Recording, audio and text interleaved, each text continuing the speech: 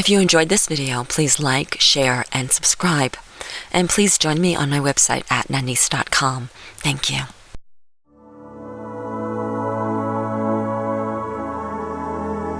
It's your time for Chai with Nanice. Get ready for substance, clarity, change, and especially empowerment. Get ready to turn over stones, uncover stories, and get to the heart of the matter in every area of your life. Any mood runs, any emotion flies, and your dreams are within your grasp. There are no limits or boundaries, and your comfort zone is out of reach, yet it's the safest place you will ever be. Come in, sit down, and have some chai with Nanice. Welcome to Chai with Nanice. I'm Nanice. Today's show is going to be really great. It's going to give you a whole new paradigm on how you can live your life. We all want incredible, amazing lives, but it seems sometimes everything we try just leads us down the same path. And maybe, just maybe, it's because we listen to our minds, our brains, our parents, our teachers, our spouses, and maybe even the mailman. Now it's time to start listening to yourself and living your life according to your heart. Today's show we call Journey of the Heart. And really, what you will receive today is a new paradigm for living your life through the vision of your heart and allowing life to unfold in beautiful, harmonious ways. So if you're ready to start all over again, today, this moment, tomorrow, you're listening to the right show. I'm very excited about today's guest. It's her first time on the show, but not the last. And she's an amazing healer. Her name is Alyse Finlayson, and she is not only an amazing healer, she is also a trained artist. She's a shaman, a gifted psychic. She's very gifted. She has the ability to see, clairvoyance, hear, clairaudience, feel, clairsentience, and communicate and channel telepathically with our angels, guides, and ancestors. In partnership with her team of angels, yes, angels do have teams, but they all work together, they're not competing. She uses her talents to paint angel portraits. I have seen them, they are amazing. Heal core wounds, conduct soul retrievals, and assist people in building and bringing awareness to their connection with their souls, their higher selves, so as to develop their chosen path, their chosen soul path. Alyse looks forward to being the bridge to those developing their inner guidance and building their personal connection with their own souls, angels, and guides. If you'd like to check her out on our website, it's www.soulinterconnection.com. That's SOULINTERCONNECTION.com. And we'll give all this information, how to contact her and what's coming up for her at the end of the show, as you know we do. So without further ado, Alyse, I'm so excited to have you here. Hi, Nanice. It's nice to have you here, too. It's good to be here. That's great. It's wonderful to have your heart here. Oh, thank you. Yeah. So, I would consider you a master at living life from the heart. Like, you know the journey. Yes. And not just because, you've read it in a book or you write it in a book or because it's, a vision that you have. You know it because you live it. Right. Yeah. That's correct. Was there a time that you didn't live it? Oh, yeah. Of course. What was that like? It was hard. It wasn't easy. And I struggled a lot. And it doesn't erase my struggle to learn to live from the heart, but it gives me more of a freedom to align with my soul path and work with it that way rather than with the ego and the, well, of course that's always there, but the ego or the teachers or the the parental, you must do this, you should. Yeah, the shoulds.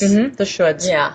I'm from New York, and in New York, we used to say, don't should on me, and I won't should on you. Exactly. And that worked. Yeah, but we should on ourselves. Yes, really. we should on ourselves. Exactly. Exactly. And it's this inner dialogue that gets started. So I live that way.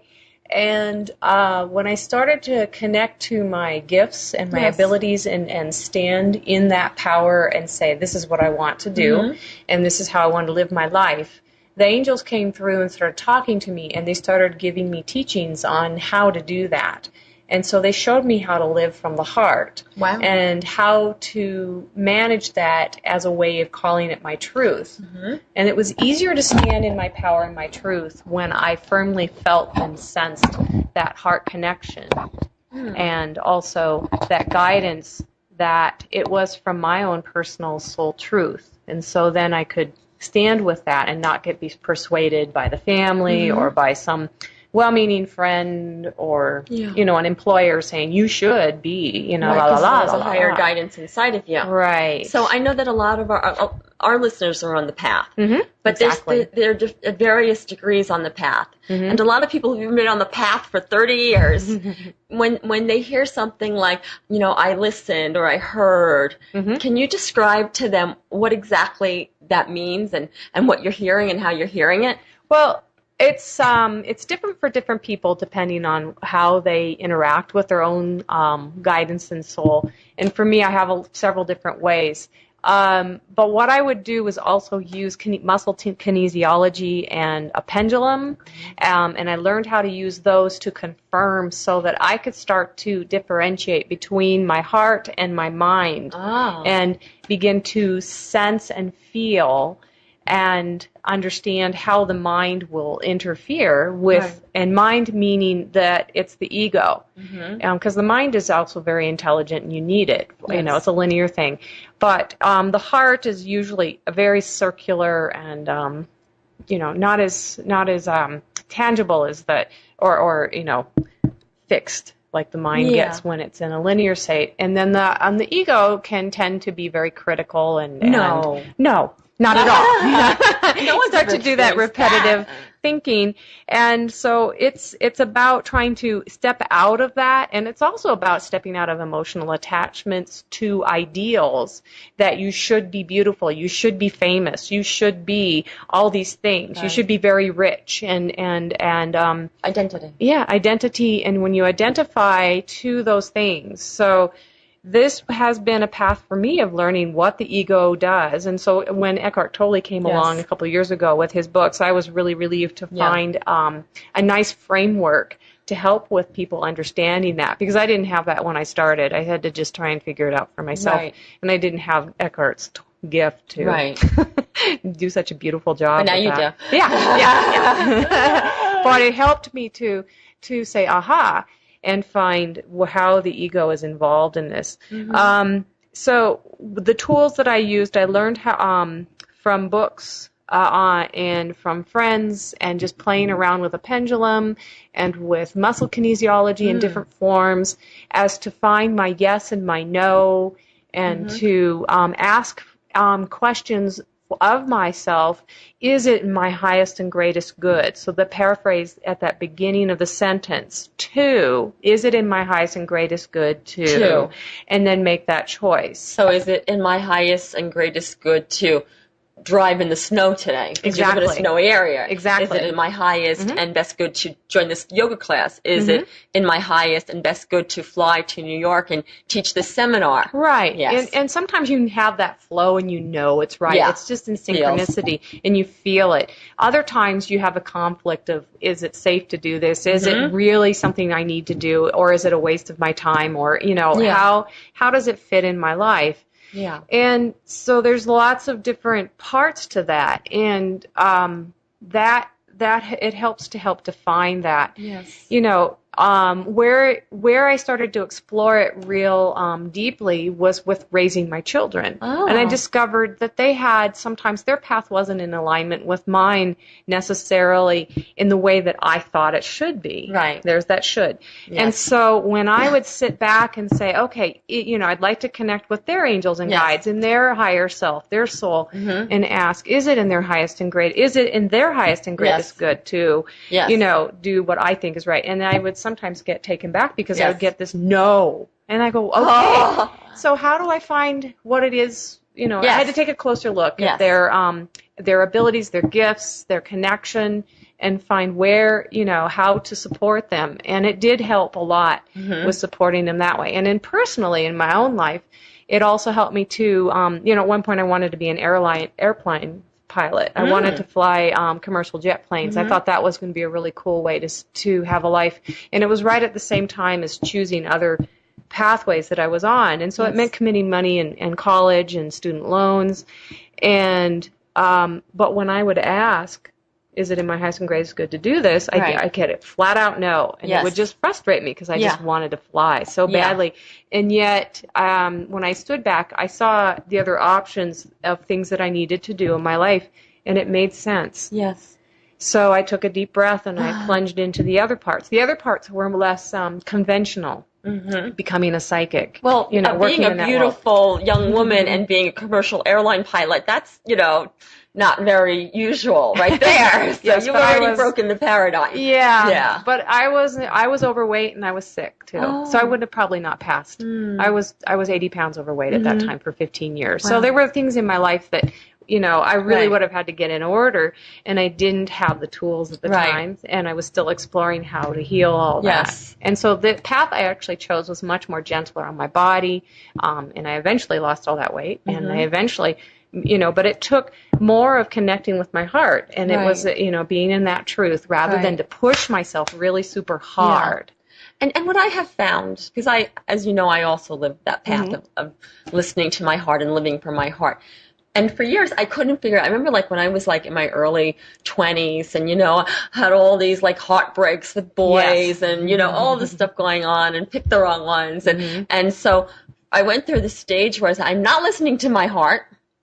Just gets me into trouble. And I'm sure there's about 80% of the people listening to us now laughing. Exactly. Yeah, so I decided I was never going to listen to my heart. So then what I did was I just listened to my logic. Right? Yeah, that got me into even worse trouble, but it fooled me for a little while because I felt like I can control things. Right. But then it bit me in the butt, and I'm like, okay, that doesn't work. So then I said, okay, I'm not doing anything unless my heart and my head negotiate and agree. Okay, and that worked a little better, but still, I ended up sitting home a lot because they didn't agree. So I'm like, okay, there has to be another solution. So I just said, I feel that the heart thing's right. I'm going to give that more of a vote than the head thing. Okay, so we had a little more of it. So I'm experimenting. This went on for years, and this is for me part of the process. And I know for a lot of people, it's part of the process, just kind of figuring out how you get information. And so finally, years go by, and it's okay. This is closer. And all of a sudden, one day I woke up and I realized that in this process that I had learned to listen to my heart and what it was really saying. Because we confuse our heart with our emotions. That's right. And once we understand emotions, which are reactions and showing us our wounds and false beliefs and illusions and attachments and all that stuff. Addiction. Yes. Yeah. It's our egos too. Yes. And that's an interesting part, that the ego is actually in the heart. It's not just in the head. Yes. And so when we're listening to the ego of the heart or the heart of the ego, or whatever it is, then we're really not listening to our heart. So it seems like there needs to be some classification. How do you know if it's your emotions, the ego of your heart, or if it's really the heart of intuition, the heart? Well, for one, when it's emotion, that swings up and has a peak, and then it swings down, and then there's a low. And so there's a place where it evens out, and it's getting yourself into a calm state. And a balanced state, meditation, a good walk in nature, breathing, taking some time by yourself, beautiful music, something calm and soothing. For me, going on road trips blows out the junk. A good shower or at water, getting a nice bath or out into a lake or even in a bathtub. Right. So those are ways to take care of yourself and nurture yourself, but also shift out of negative states of mind. Because usually emotion is about negative states of mind, except for joy, laughter, and that sort of thing. But that's not what we're talking about. No. And it's getting into a state where you can stay calm and then reevaluate and reevaluate and look at what it is your options are. So these are like heart-to-heart, come to Jesus type of moments Right. with yourself. Right. And for me, I had a lot of them Yes. because I'd been, the way I was leading my life was just, it wasn't working. Right. And it was very painful. And your life was telling you that. Oh, it was telling me, it was kicking me in the butt. Your life will always tell you where you are. Your life always tells you the truth. Yes. And the people I was with Yeah. and all of that. And so all of that, started to crumble and fall Right. apart. And in that time, I was making new choices because I had a divorce, Yes. and big changes in my life. Yeah. Became a single parent and, and I was trying to also maintain, some sort of connection with my ex and raise my children Right. and find a new way to earn a living that was, in alignment with who I Right. was. And so all of that, and one of the ways I would explore this as I explored my own life was when I would have to go on trips with my kids. My daughter was a fencer, so we would go on competitions, and so there was some driving involved in going to different parts of the United States. And so the times that there would be road trips, I started just bringing my pendulum along, and there were times, since she was a teenager, she didn't want me at the competition. She, Right, go of course. away, Mom. You got me here, so Yeah, and go. I didn't always like watching because it was so intense. And the other times it was really exciting. Yeah. But so I would have some free time to explore where I was at, and so I started just going out. I would look at a map, and I'd kind of decide the area I was going to, and I'd bring along food and water and, things, and I'd have the day, and I'd have a time frame, but I would leave it really open, Yes. then I would just hit the road. And when I'd come to a junction, I would pull over if I had to, and I would stop and say, which way? What feels right? Right. Sometimes I would let my heart lead me, and I would just go, I just feel I want to go that way. Other times I would use the pendulum and say, okay, which route? And I would just leave it open and not have any expectations. And always I would find something magical by doing that. And there would be some event or place that I didn't know about, wasn't on the map, or just a beautiful spot with a view, a river or a lake, And it would just bring me to some beautiful places. And I used it when we would go camping and exploring. We would just, go out and say, well, where does this road go? And I'd bring my camera and I'd make photographs. Right. And I just completed a journey from Portland to Oregon, from Utah, and back to Utah. And I decided to go to several different places.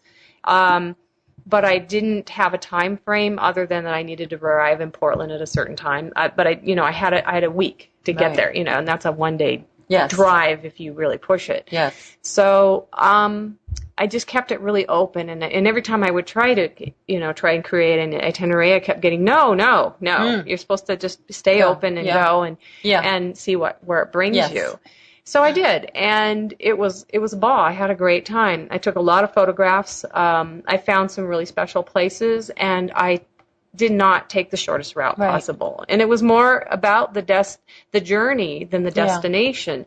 Even though once I got to Portland to do my work, that was an experience in and of itself. There was that journey in between and all that experience that was created by it. And some of it was not always easy. Right. It rained and it was cold. I didn't have quite the equipment for camping. And so there were a couple times I was miserable. Yeah. But, I had choices I could make to help with that. I had to look at what my comfort level was when I got cold and wet. Yes. And I decided I didn't like that. Yeah. But it didn't stop me from my trip. There was always a hotel if I needed it rather than camp. Right. But there were always, along the way, I found some gems and some beautiful things. Wow. Just the other day, my friends came into town, and we wanted to find a hot springs. We could barely remember how to get there. None of us had driven there. Right. And the roads had changed. They were under construction. And so when we went off to find it, we got off course for about 2.5 hours, and we were a bit lost, and we were trying to decide what to do about it. But we're staying really open, and they're also in their hearts. And we ended up finding a temple. Wow. A beautiful temple that looked like it had landed from India in southern Utah. I mean, in middle Utah. Yes. And so we drove up there, decided that was better than the junkyard to ask directions that was down below.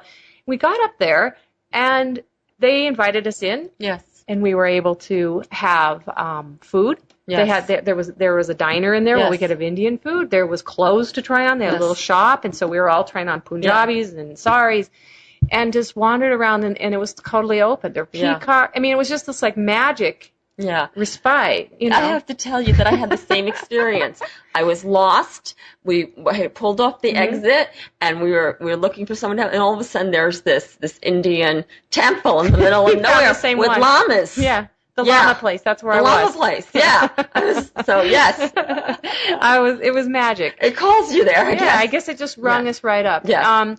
But that was, you know, and we looked at each other. Do you have a pendulum? No, I didn't bring mine. You know, and I was using a little bit of muscle testing to decide which way to go, and we found our way. And often when I got lost on this last trip I took to Portland and back, I would just stop, you know, and just get settled and look around where I was at and pay attention. And then I would backtrack if I needed to. And usually I would find my way out of where I was. And so, you know, and then I would look at the map and decide where I'd been. Well, one night I found a hot springs. Wow. And I had been driving, and I'd been using the sun as a way to drive with the photography. But when, you know, it got to be 10 o'clock at night, I'm like, well, I need a place to sleep. Right. And there's nothing happening here. And I'm in the middle of Idaho up in the mountains. And all of a sudden, I see a campground. I'm like, great, this is where I'm going to stop. I pull in, and as I was paying for my sight, I saw that with my flashlight that there was a sign for a hot springs trail. Oh! And so I'm like, dang, I'm going there first thing in the morning. Yeah. And I did. And I assumed that it was one that I'd read about on the internet when I was researching, going, you know, and you know, and it was really dangerous to get in. It was really beautiful and incredible. And I climbed down into this place, and I had this place all to myself. Wow. And I was able to, along this Shangri-La. river. Oh, man, it was amazing. And that was the gift from the heart of following the heart. Yes. Yeah. And so for me, those are the kind of gifts I look for, is special places. Now, for somebody else, it might be meeting someone. It might be in the city. I had a friend that used to do this long before I understood what he was doing. Right. And he would meet people, and he would just have these synchronicity moments, and he would create community out of it. Yes, that's what I do. Yeah. It's perfect. Yeah. Yes. And for me, it's more of this, I need nature, you know? Yeah. So, I love nature, too. I meet the people in nature. Right. So, So the heart, following the heart, is developing the sense of listening to yourself in your physical form.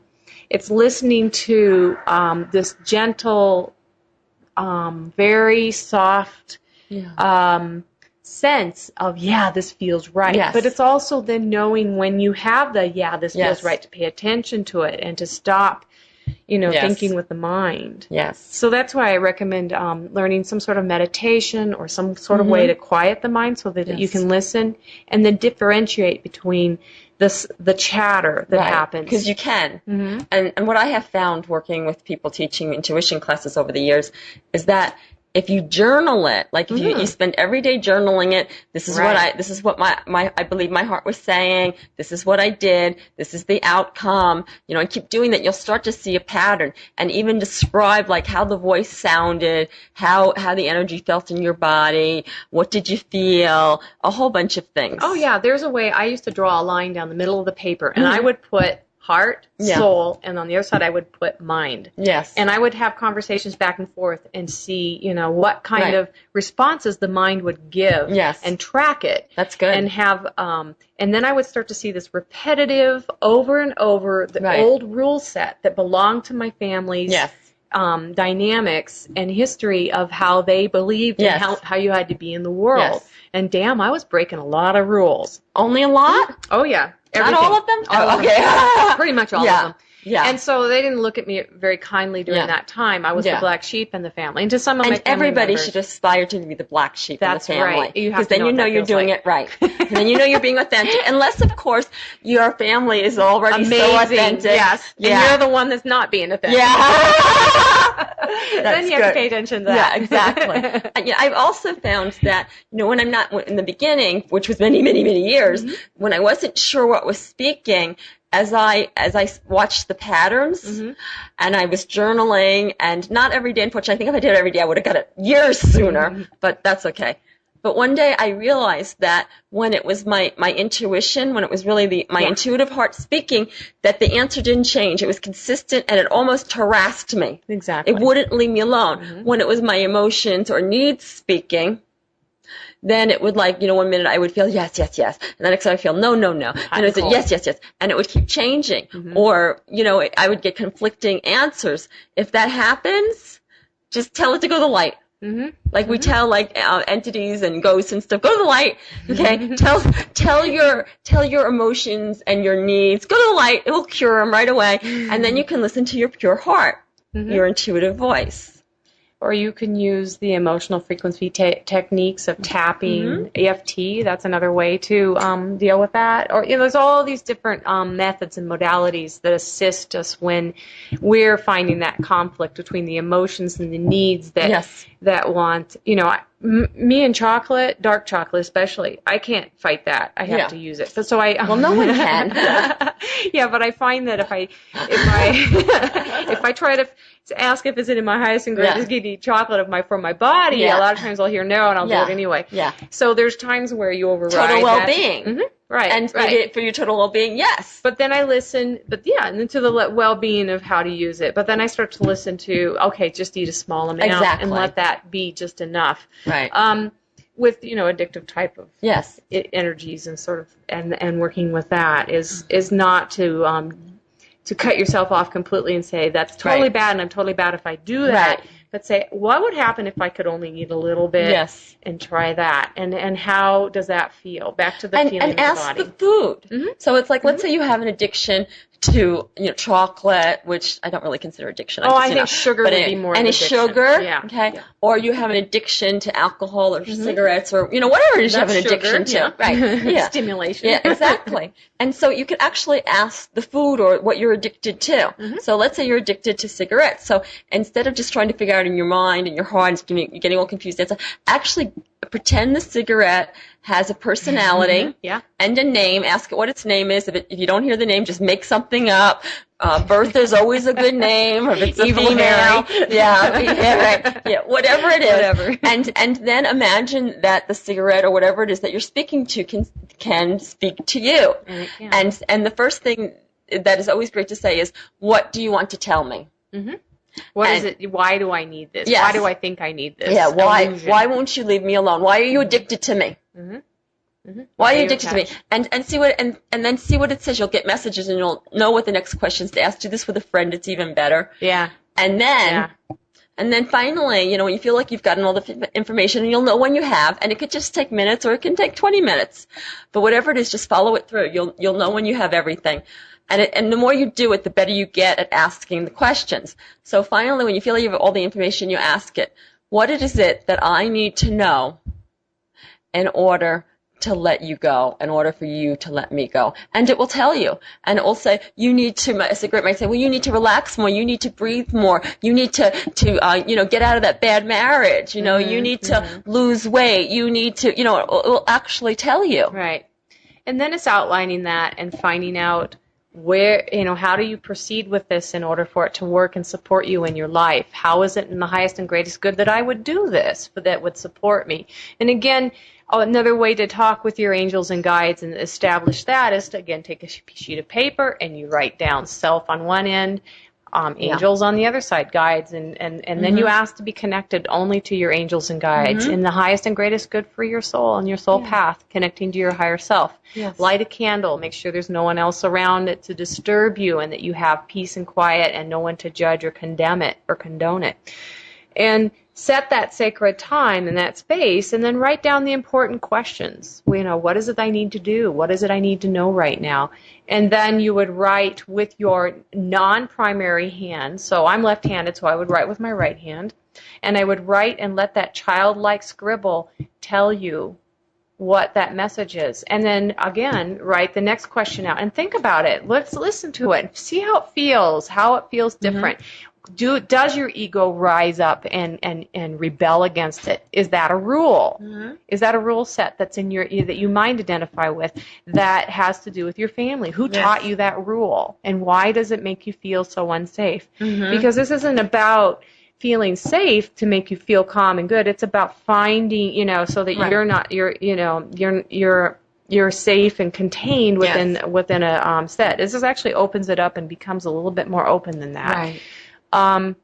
And so for some people who live within the box and they're trying to get out of the box, they find that the box is safe even though it's painful and full of the shoulds and the rules. It feels safe because they know it. Right. So even many people, they can be totally miserable, but the idea of changing or doing something different is even, they imagine it to be even more painful than the misery that they're going through. Oh, yeah. And at first it may be because you're really breaking out of something. Right. But once you get to the other side, you'll realize just how hard you were working all those years.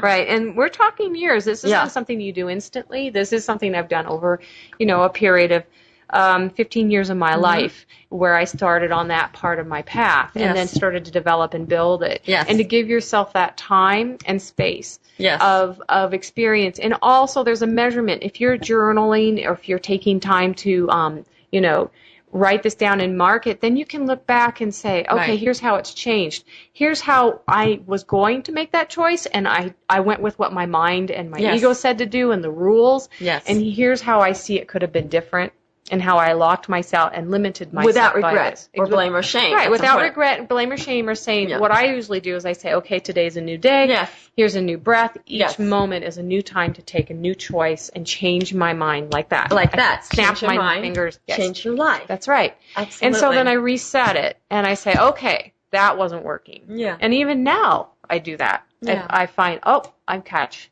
myself. Mm-hmm. Yeah, it's a process. You don't just become enlightened and then it ends. Because if you think that, then you're suddenly not enlightened. It's a process. It's an unfolding. You never reach an absolute ultimate state of enlightenment. No. It's a movement. It's a process. It's unfolding. And that's enlightening. That's right. And there was a point when I started on the path where I thought I'd reach enlightenment and everything would be perfect and good. And then I started to realize and understand, it's an experience. Yes, exactly. And it's an expansion They should of have how told I us see. like decades ago. Yeah, Don't you where's think the so? manual? I know. It wasn't. I didn't get it. It didn't come out of my mom's womb. No. Yeah. I had to forget it in order to remember it.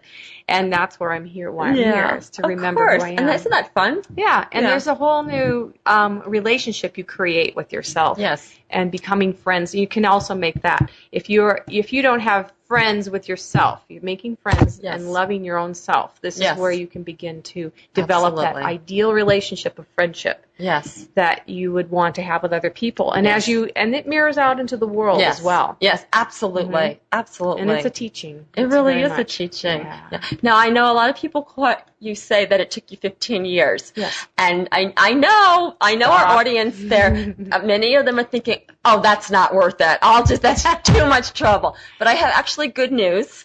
And and it took me a really long time too. I never counted the years, but it was probably that or more. Mm-hmm. Now, that doesn't mean that's going to happen for you out there. And in fact, when we were going through these shifts, the vibration on this planet was much denser, so shifting, transformation was much more challenging. It was more like moving through mud. It was. Because it was a lower consciousness. Now we have already moved into a higher vibration, and the vibration will continue to grow. And this is the most perfect time, I believe, in all the history of the earth to transform. That's so right. if there's anything that you want to change or transform, what was done in 15 years in the past, it may take you 6 months. Exactly. Why didn't we wait? Why didn't we wait? Because I was too miserable. Yeah, and because we had to bring in the new paradigm. Right, and some people led the way more so, and there were people that led me. Yes. And then they broke path, I break path, and other people get to break path for those right behind them. Absolutely. And so you just the threshold is met. Mm-hmm. So once a certain number of people, like the 100 monkey. Yes. Yeah. Yes. Yeah. So then everybody else gets to tap into that energy, and it becomes so much easier for you to change. Yes, my guides and angels explained that that's what it was. Someone else's hard work ahead of mine broke the way, and so it gave me the room to have my own ahas, my own inspirations into this, and to find my own teachings and my own ways. And I still read books for inspiration, but I also will then read between the lines and sense what it is that I need to learn from this. And I also throw the questions out to my angels and guides as I'm driving, as I'm walking, as I'm moving through my day, doing mundane things. In the grocery store even, what is it I need to know in the highest and greatest greatest good about this situation right now, and what is it that I need to do in my highest and greatest good to move along this path to solve this, or to learn from this and expand upon it. And it comes very quickly as I wait. I go into a waiting space, and I'll let go, but I'll remember that I asked that question, and it comes through. It comes through. Absolutely. It usually comes, it used to take a long time, and it would show up on a sign on the side of the road. Now it's starting, and that was always fun to find. Yeah. Now it's starting to come through very quickly. Cleaner and clearer. Right. Yes. Right. And as I've cleared and cleared, as you do the process, yes, and even so, and I have my daily things that I do, my patterns of habit, but these habits are about supporting me and clearing myself and keeping balanced. Me and, too. From the food I eat to taking care of myself. Yeah. Holding the physical vessel in place. You have to. Mm-hmm. Somehow I knew when I was in my early 20s that the only thing that I had to do was to clear out all the false beliefs, all the crap, which I just say crap on the internet, and just yeah, I know. and in New York, that's not even a curse, Yeah, so I don't think of it as one either. Yeah. So I knew that I had to just clear out everything. And I had a lot of issues as a child and a teenager, and here I was in my 20s, and I just had just bombarded with issues. Just really kept me stuck. But I knew that somehow I had to clear them out so that I could raise my vibration, because somehow I knew, I didn't read it in a book. Right. I just sensed it, that all I needed to do was get my body to a particular state where the vibration could keep rising and rising and rising. It's been this process. I never got to that state. It's that I continue to rise, and a higher and higher vibration comes in.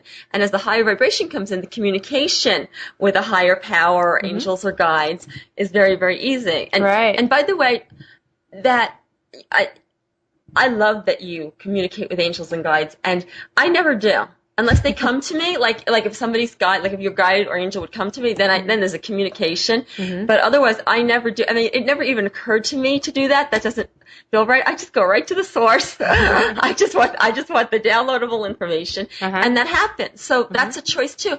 So, and the reason I'm saying this is that there's many some ways. People, there's many ways, and some people are like, I don't know, this angel, I don't trust angels. I had a bad angel once, or that guide, he led me down the road. I don't trust guides, and by the way, that angels and guides they're not all equally pure. So just like humans, they may still have issues and beliefs that are influencing their information. So definitely check out your angel, check out your guide, ask their angel and guide, is this one in my highest good? Exactly. Yeah. Yeah, and you want to keep a real clear that this one is here for your, and energetically for your highest and greatest good, and isn't something that's interfering with you, that's more of a dark or malevolent type of being. Yes. And you can always tell the difference, because they're going to that's why when you draw the line on the piece of paper, have self on one side, angels on the other, and heart, and have that down. When you start to track what your mind says and does, and when a guidance comes in that aligns with that egoic should list, that all negative stuff, you're not listening to that. Yeah, you're listening to an ego guide or something. Your own self. Or your own self. Tricking you. Yeah, because we do that. Right. We do that, absolutely. Right. And if you do find, like, if you just have a sense that this guide or angel's not right for you, go with that. That's right. Okay? Yeah, and kick them out. What you do with that, it's very simple. If there's any lower vibration, that you just talk to it and tell it to go to the light. And what I have found, that when something's really hanging on to you, that it won't. I'll just hold on really tight, like it's holding, like there's a tornado and it's holding on to your voice. Go to the light. And silently in your mind or out loud is just a tornado. So, and you can't get them off. So this is what you do. This is what I discovered. So at first you start yelling into their heart. Not exactly yelling, but affirming.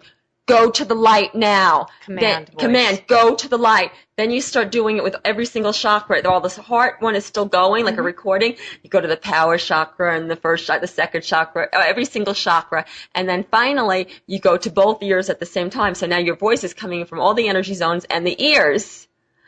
And what will happen usually is this being, that's supposedly helping you won't be able to stand it. They don't want to go to the light. They want to stay, because they don't maybe understand the light, or I don't know, right? We'll have them on the show one day. I don't know. But what will happen is that it will get so overwhelming they don't want to go to the light, and they take their hands off of you, if their hands or their energy off of you, and as soon as they do that, like to cover their ears or their heart or whatever, then they're free, and at that moment, the light just sucks them in, and they're gone. And what you might notice, if there's anything else that's of a lower vibration, when you start with the biggest one, and when it sees the biggest one, it's just like no chance. The others will drop off and run for their lives. I use the light warriors, and I was taught to use the light warriors, and I can call them in and do the same thing. And it's the same thing. I call the light warriors. And anyone can call them in for the highest and greatest good. And with the command voice, you say, I command you to go to the light with the light warriors now. That intensely. Just like you would reticent child and you're telling them to go to their room, and you have to use the mom voice to get them to scoot and to stop what it is they're doing. And it's that intense. Or a naughty puppy or dog where you just say, now, stop. And develop that. That's a power. Yeah, and you just scared me, Alyse. I'm sorry. But it works really good. Yeah. It does. I'm like, I just stopped. Okay. Yeah, they do stop. Yes. And I ask that the light warriors will surround them with an infinite super bubble of impenetrable white light. Write that one down, right? But just say white light. Say it again. Command you to. I surround you with an infinite super bubble of impenetrable white light. I surround you with white light now, and I ask and I demand that the white light warriors take you to the light now. Ooh, good. In that sense, you'll feel it lift. Wow. And it works every time. And I do that for my whole home. Yeah. I'll surround my whole home with that light warrior light and that beautiful light. And those light warrior angels are amazing. Really? Yes, they're very powerful. Wow. And they're here to protect. And they can be called in to use in that way. That's, the same thing as what you're doing. Right. And you're just actually being the light warrior. Yeah. And that's another way to look at it, is as fun. the light warrior, you're commanding through each chakra and into that entity. Yeah. And usually those are just disincarnate people. Yeah. They're people who can't find their way home to the light. And they're just absolutely. Parts of them. And no, nothing can hurt you. There's nothing here to hurt you. And we need to remember that your energy, your power is so much greater than anything that can, of a lower vibration that can follow you down. You just have to remember your power. Right. And access it. Act as if you own it and then be it. And that's a learning process. And fake it till you make it, because they don't know the difference. Yes, that's right. Now you have to believe it when you fake it. Fake it to yourself. Right. Just pretend that you're an actor on a stage. I love the questions that you said, that you just present the questions and the answers always arrive. Right. And my experience is exactly the same. And very often at this point in my path, they come immediately, and then they get confirmed by the billboard signs and the license plates. I can speak to me all the time. It's fine. Everybody thinks I'm crazy, and I am, but that's okay. I make them feel normal. But another thing that I discovered over the years is not just ask the question, but to say, show me. And very often when I say show me, I'll actually suddenly see something in another dimension, or get images, or it will reveal itself to me, or I'll be shown some old writings, inside of myself, or something physically is going to show up to show me. If you can still your mind, I like to draw and to sketch. That's one way to step out of my mind. Something that soothes you, that brings you out of your mind and blows the junk out at the same time, where you're not in the linear should mind and letting that go. But using those type of techniques and teaching yourself how to do that. There's many books out on how to find that. On my website, there's a little bit about that. And then when I connect with people's higher self, their soul, their angels and guides, a lot of times what's happening is they're asking, and what we're discerning is, what is it in their highest and greatest good that works the best for them, rather than what works for me. Yes, exactly. Because sometimes, it's going to be sometimes very different for each person, depending on how they are in the world and what they need at that moment. And they may grow to a different place. I have. Yes. With how to use different things. Absolutely. And I've evolved or grown into different modalities and practices to experience them and to understand them. Sometimes it's to know that they're the same, they're all the same. Yes. And it's just another access point in. But for each person, it can be different. Yes. And it can have a different starting place. So that's one of the foundations of how I look at it when I work with people, is how it is that they need to, in the highest and greatest good, move forward with their life in that moment. Right. And empower themselves. Yes. It's not about me taking their power and saying, you should do it this way. You know, the should got in there. Yes. It's about what is it in the highest and greatest good for that person, and letting go and letting that information come through. And how is it that it's best for them to communicate with their own soul, their own heart. Because your soul is your heart. Yes. And that's your doorway into your heart. And into your soul. So that's a good distinction, that there's the emotional heart and there's the soul heart. That's right. So when we talk about heart, and I never quite got it like this until this moment, when we talk about following our heart, what we're really talking about is following our soul heart. That's right. Highest and greatest good on my soul's on the path of my soul. Yeah. And say that slowly for everybody. What is it that I need in the highest and greatest good on my soul path here on earth? And that's the path I want to follow and place my feet on. And I'm okay with also stepping off of it and then reaffirming and stepping back on it and feeling the difference, because it's a nice feeling once you get back onto it and you go, I'm back. Yes.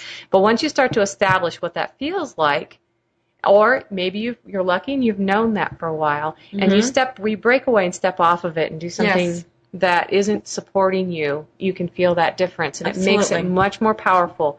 And so that's why I know that when people struggle with addictions and fall off, fall back into them, that's a place of going, oh, okay, how does that feel? What did it feel like when I was over here? Right. Okay, let's move back there. Let's make that choice. And it's always a choice. It's always a choice. And you're the only one who can make it. That's right. And sometimes I struggle with it right now about my choice. And, and I'm up against the wall with my own inner wounds, my own inner ego going, smacking. And then as soon as I let go, and it doesn't used to take me weeks. Yeah. Now it just takes me a moment. Right, exactly. Yeah. Yeah. And then I'm right back. But even when I get off of it just for a few moments, it's so uncomfortable. Yeah. I know I'm not there. Yeah. I'm not in alignment with when you really have reached a certain point in that process, as soon as you go off of it, it doesn't feel good. Mm-hmm. And it's about balance. That's what teaching what balance is. Balance is rebalancing. If you were to stand in one place and balance on a balance beam, something small and thin, a tight white, like a tightrope, but even just a small piece of wood, stepping off of it and try and balance. Feel what that feels like with your feet. You're constantly, your muscles in your feet are constantly rebalancing. Or if you go to a yoga class and do a standing pose where you have to pull one foot up, you feel how you're constantly balancing in order to stay in balance. And then when you find that, when you're able to find the center point of that, that's what our bodies teach us, is how to be in that center point. Yes. And so that's what yoga is good for. That's what all things are good for. But and the metaphor extends into life. Absolutely. Of rebalancing. And so sometimes it's subtle, and you're in that nice, even place, and then all of a sudden, bump, somebody says something to you, criticizes you, you get fired, whatever. Yeah. You're laid off, or you blow your checking account, and then you're on yourself again, Get off yourself and just stay off yourself. You stay off yourself, you'll stay off everybody. Mm-hmm. Alyse, would you believe this is the end of the show? It was so much fun. I know. Thank you. So would you share with our listeners how they can get in touch with you, and anything that any events coming up, or what you offer? Because I know you offer a lot of virtual services too. On my website, which is soulinterconnection.com. And you can also search it through my name, Alyse Finlayson, ALYSE, Finlayson, FINLAYSON. Through Google, you'll find me. And there's a way to connect with me on my contact page through email, which is where I like to start, is the conversation there. And it also shows my services. I'm with the angel portraits and sessions, but I also do that without. I can also do a channeling with you over the phone. It would be lovely to come down to LA sometime and do it in person, but that hasn't been set up yet, and it is something I'm looking into. So on my website, it gives you all of my information, and it is soulinterconnection.com, all one word. Thank you, Alyse. Thank you so much. That was awesome. Thank you, Nanice. It was fun to be here. So I'm reminded of many times in my life where I just metaphorically jumped off the cliff, following my heart. Please don't jump off the cliff unless, of course, you have a parachute on and you're paragliding or something. Anyway, yeah. One time in particular, it was a few years ago, and two of my girlfriends and I decided to go to Italy. And they were both planners, beautiful planners, and they got out the maps and they got out the tour books, and we'll do this and we'll go there, and then then we have to plan how many days we're going to be here. We better get a hotel. And I suggested a very, very strange idea to them. And the idea was, let's just wing it. First they thought I was kidding. And then they realized I was not kidding. There was horror that came over them. How are we going to do that? This is like a busy time in Italy. What if we get somewhere and we can't get a rent-a-car, or we don't have a place to stay, and we don't even have the rent-a-car to sleep in? What if we're like sleeping in an alley somewhere? My response was, well, then we sleep in an alley in Italy. What a story that will be. Then I added, because they didn't look very happy with my answer, it's not going to happen. It's not going to happen because I choose something different. I said, I choose that every night we will sleep in a nice hotel, that every day we will have food, we will have guidance, we will have transportation, that everything we need will be provided at exactly the right moment. Oh, a little negotiation went on. And finally, they agreed, okay, we trust you, because they know I live my life like this. Oh, it's time for them to try it on. So they both said, we trust you, but one condition, and that is, can we at least plan the first few days of the trip, that we arrive in Rome and we have an apartment waiting for us there, and those 3 days we settle in, we see Rome, and then we'll just kind of wing it. I said, perfect. I love that idea. And that's exactly what happened. So on the third day or the fourth day when we were about to leave Rome, we really thought we were taking a train to Venice or someplace else at that point. And at the last minute, we decided that we were going to go down to the Amalfi Coast. And we rented a car. And, of course, a car was available, had quite an extraordinary adventure on the way. And yes, Naples, Italy is the worst place to drive in the entire world. And I was driving a stick, and at that time I did not drive a stick well. I think they lost a few hairs that turned gray at that moment. And I ended up stuck in the middle of an intersection, not being able to get the car started again. And Italy drivers are very different. They just keep going around you. So now I'm stuck in the intersection with cars going each way. And even at that moment, I still knew beyond a shadow of a doubt that I was protected, we were protected, the car was protected, and we would be absolutely fine. And we were.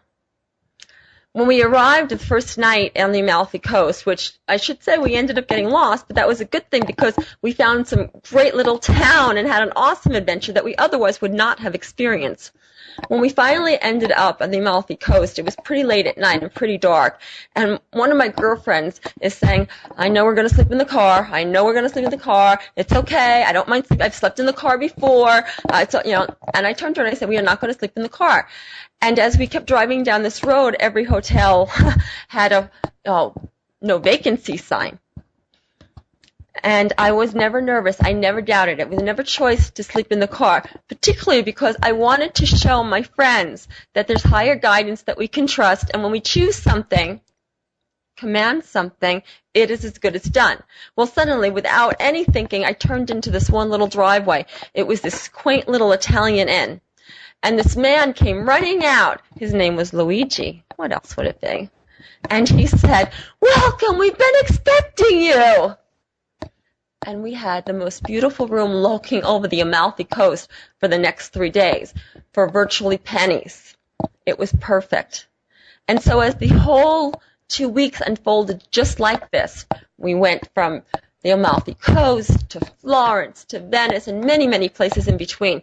Somehow, everything was always waiting for us. The right hotel, the right place, the right help, whatever it was. And I really got the power of this when we were on the train from Florence to Venice, and we had only booked our hotel the night before. And we were talking to these people on the train. They had booked their hotel in Venice more than a year before because it was so impossible to get rooms. And they said, how long did you have to book your hotel in advance? And we very timidly said, last night? They didn't believe it.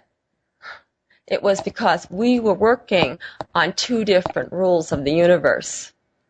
So maybe if you're ready to change your life, you're ready to change the rules that you abide by, the rules that you think bind you, the rules that you think create your life.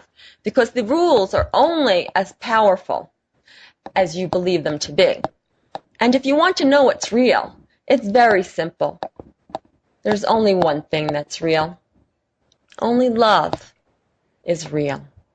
And when you know that, everything else takes care of itself. Please visit me on my website at nanice.com. That's Nanice. It's an amazing site. Its purpose is not for marketing. Its purpose is for awakening. It is a process to allow you to try on new paradigms and break out of old ones and create the kind of life that you want through awakened and enlightened eyes. Start on the home page. You will see, read the home page. That will be the introduction. You will see free book downloads, free music downloads. Go to the articles page. Infinite articles. There's constantly new articles there. Work through them. Doesn't matter where you start. They are designed to awaken you to who you really are.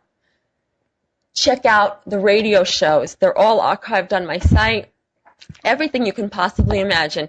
Truly, it is an experience, and I want to share that with you. Till next week, you have been listening to Chai with Nanice. Bye-bye. Thank you for having Chai with Nanice. Please go to www.nanice.com for great free stuff that will empower you to live your best possible life.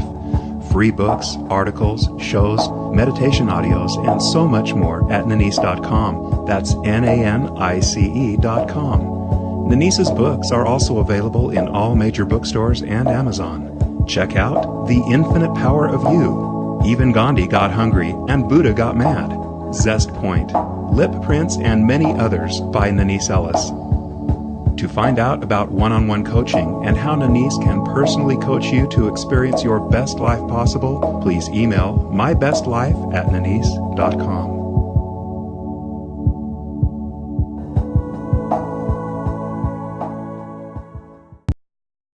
If you enjoyed this video, please like, share, and subscribe.